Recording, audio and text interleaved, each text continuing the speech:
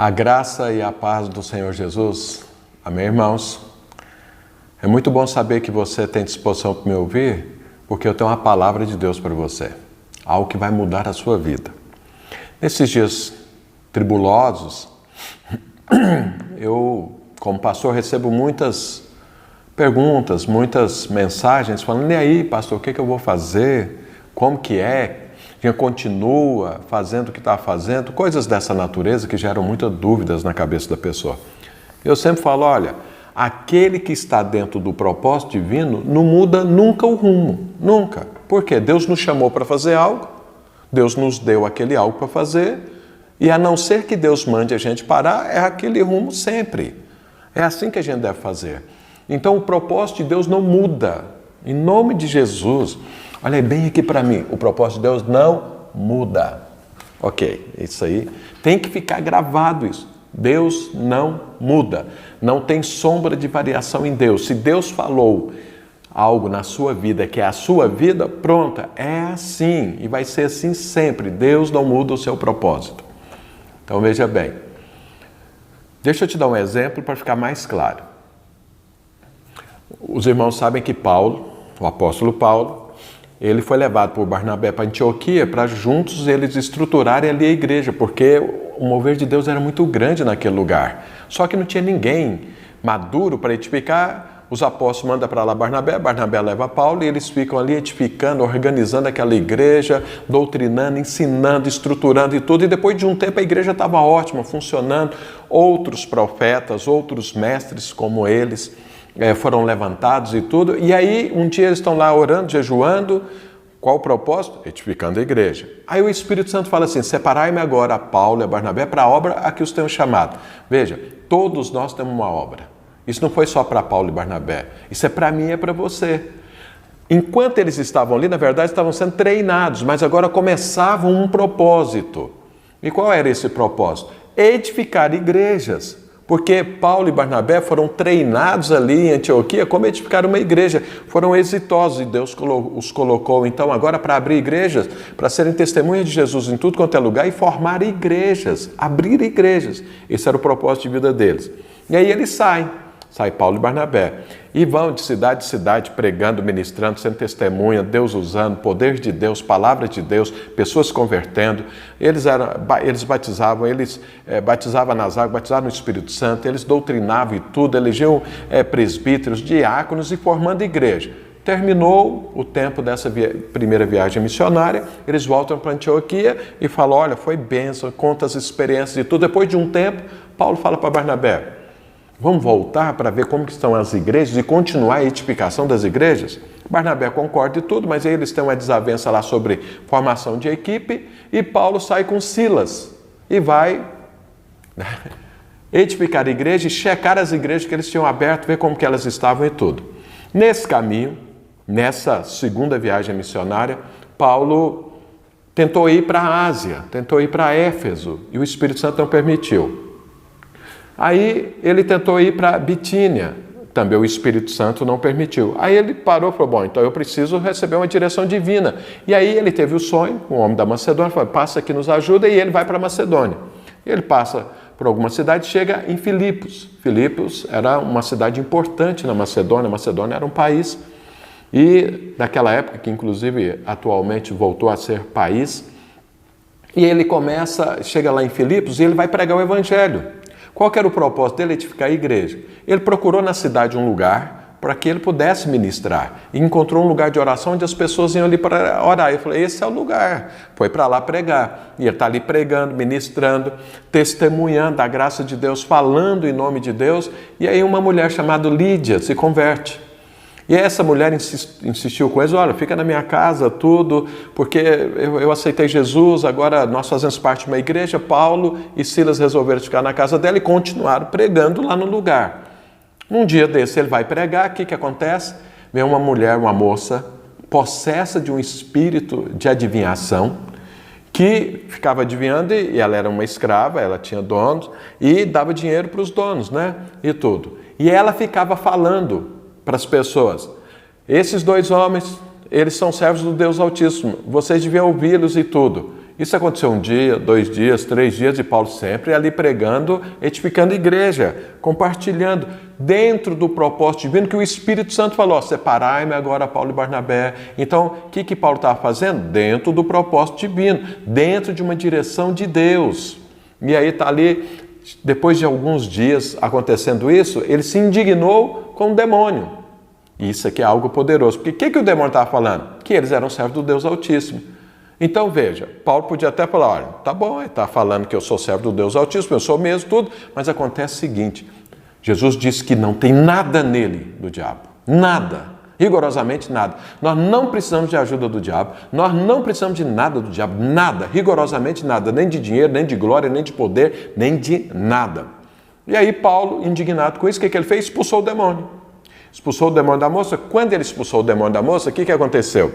Os donos dela, vendo que agora ela não ia adivinhar mais e eles não teriam mais lucro com ela, e fez um tumulto na cidade, foi nas autoridades, pegou Paulo e Silas, levaram eles lá na praça, diante das autoridades e tudo, foi nos pretores, os pretores eram os representantes de Roma ali e tudo, falou: esse cara está pregando outro rei, está pregando outros costumes, está pregando outras coisas, e aí a cidade ficou contra Paulo, não sei mais o que e tudo, pá. Eles pegam Paulo, o que eles fazem? As autoridades lá, os pretores, mandam bater em Paulo. E depois pega Paulo, leva para a prisão e chama o carcereiro e fala assim: ó, cuidado que esse homem aqui é perigoso, dá um jeito nele. O que o carcereiro fez? Pegou Paulo, eles não mandaram ele fazer isso, mas ele fez isso, porque ele ficou preocupado. Esse homem é perigoso, tudo, então vamos cuidar dele direitinho. Pois ele lá no cárcere interior, amarrou os pés dele no tronco, dele de Silas, então com toda a segurança, e largou lá. Então olha o que acontece. Paulo estava livre, lá fora, pregando o Evangelho, dentro de um propósito divino, ministrando a parte de Deus, seguindo a direção de Deus. Paulo não estava em pecado, não estava fazendo nada, ele estava dentro do propósito divino. E aí, fazendo a obra de Deus, aconteceu essa tribulação na vida dele. Houve esse ataque do inferno, houve essa guerra espiritual sobre a vida de Paulo. E aí Paulo agora é preso. Agora ele está preso, ele não pode sair. Na verdade, não pode nem andar, está lá com os pés no tronco. Agora eu imagino, se eu e você estivéssemos nessa situação, o que nós iríamos fazer? Imagina que não é muito diferente da nossa situação hoje em termos de liberdade. Porque é evidente que Paulo estava sofrendo infinitamente mais do que eu e você. Porque ele apanhou e ainda estava com os pés no tronco. Então imagina como que é essa situação, você ficar preso dessa forma. Mas vamos pegar só a parte que ele ficou preso. Agora ele não tem mais jeito de testemunhar o que ele estava fazendo lá fora. Ele não tinha mais jeito de falar para as pessoas, não tinha jeito mais de pregar e tudo, e estava lá dentro da cela, preso. Agora Paulo era um homem de Deus, e Paulo escreveu assim lá em Coríntios, que o que foi escrito serve para nos ensinar, e o que aconteceu com a vida dele serve também para me ensinar e ensinar você. E é muito parecido o contexto dele com o que eu e você estamos vivendo hoje. Então nós estávamos aí pregando o Evangelho, culto presencial, encontros, conferências, ministrando, convidando pessoas e fazendo tudo segundo aquilo que Deus nos deu para fazer. Mas de repente agora acontece algo que nós estamos agora em quarentena. Nos parou. E agora? O que nós vamos fazer? Vamos ver o que Paulo fez. Tem pessoas que estão pensando o seguinte: nós estamos em pecado, nós estamos com um problema. Irmão, isso é guerra espiritual. Isso aconteceu com Paulo também. Paulo não estava em pecado, ele não tinha que arrepender de nada, mas ele se posicionou. Então veja, a Bíblia fala que à meia-noite, Paulo não estava lá pensando assim: qual o pecado que eu cometi? Será que eu não entendi bem o que Deus falou? Será que eu errei? Eu estou na cidade errada? Ele não estava pensando nada disso. Ele também não estava pensando: será que vale a pena mesmo servir a Deus? Olha o que aconteceu, Deus mandou eu para cá, olha o que aconteceu comigo aqui. Inicialmente a coisa ia bem, mas agora olha o que aconteceu. Paulo não estava pensando nem a primeira coisa, nem a segunda. O que Paulo resolveu fazer? Adorar a Deus. Adorar a Deus. Louvar a Deus. Já que ele estava impossibilitado de sair, de levantar e tudo, ele começou a adorar a Deus. O propósito não terminou, não mudou. Ele era um homem que precisava desfrutar de Deus e falar disso para as pessoas. É isso que ele estava fazendo. Já que ele não estava podendo falar lá fora sobre isso, ele resolveu adorar. Ele e Silas começaram a adorar. E a Bíblia diz que todo mundo da prisão começou a ouvir a adoração de Paulo e Silas. Isso era meia-noite, ou seja, no pior das trevas. Meia-noite aponta para o pior das trevas. No pior das dores que ele estava sentindo, porque ele tinha apanhado. Os pés no tronco dele e de Silas. Mas ele não estava preocupado com isso, ele não estava deixando isso abater, não tirou isso ele do rumo. O que ele fez? Continuou no propósito de desfrutar de Deus e de ministrar da parte de Deus. Não entrou dúvida, não entrou medo, não entrou receio, não entrou preocupação, não entrou pânico na vida de Paulo. Já que agora ele estava lá preso daquele jeito, então ele resolveu desfrutar de Deus. E aí ele desfrutando de Deus, o que aconteceu? Um terremoto. O terremoto, você sabe que terremoto destrói tudo, mas esse terremoto, como ele veio da parte de Deus, esse sim veio da parte de Deus, a tribulação que ele estava passando não veio da parte de Deus, mas o terremoto veio.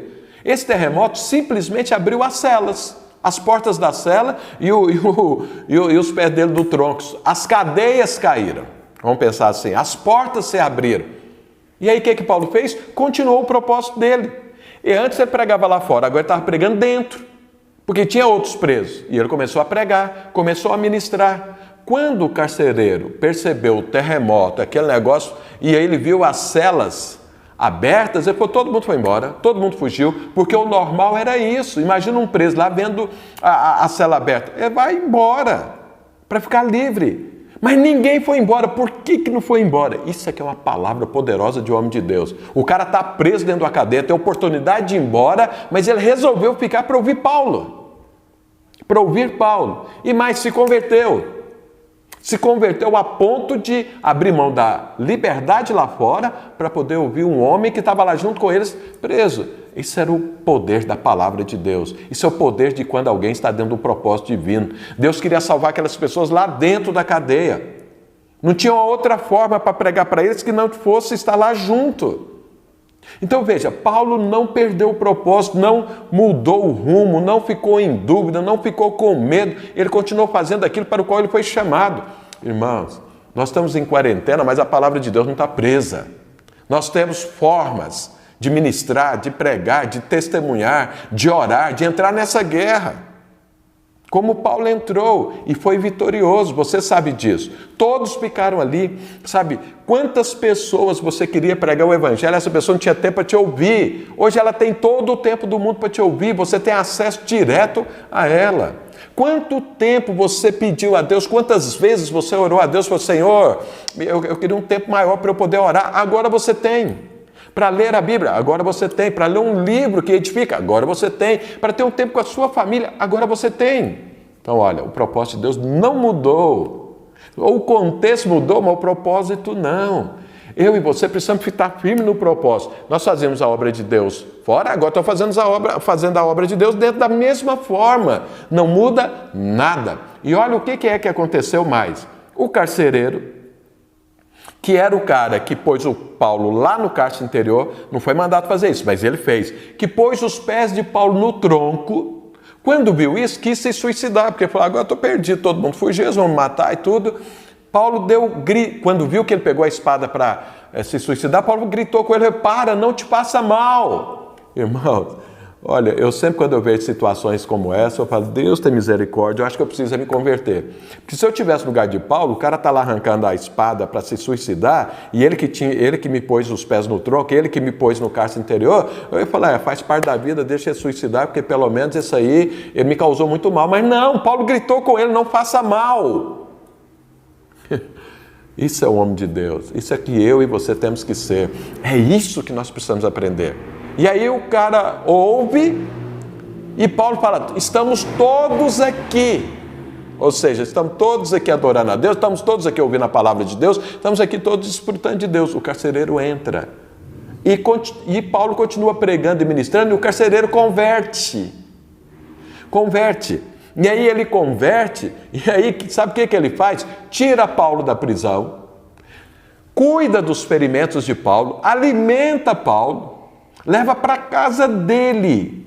E aí toda a casa dele se converte.